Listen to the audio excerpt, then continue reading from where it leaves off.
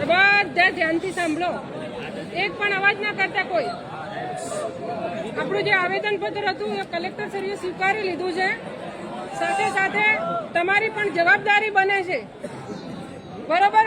દારૂ ત્યાં આપણા ઘરે નથી આવતો, બરોબર. આપણા છોકરાઓને, આપણા અંકલને આપણા હાથમાં છે દારૂ. તમે કેમ લો છો? પેલો તો દારૂનો વિરોધ કરો ને.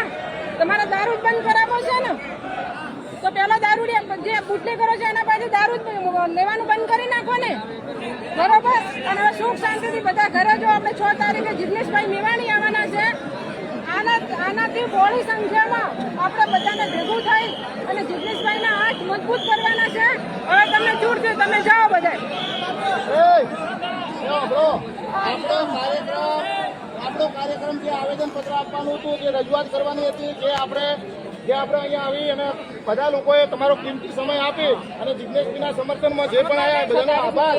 પણ હવે આપણો કાર્યક્રમ અહીંયા પૂરો થાય છે. કોઈ જગ્યાએ આપણે કોઈ વાદ વિવાદમાં ન પડીએ અને સૌ આપણા પોતપોતાના ઘરે જઈએ. ચલો.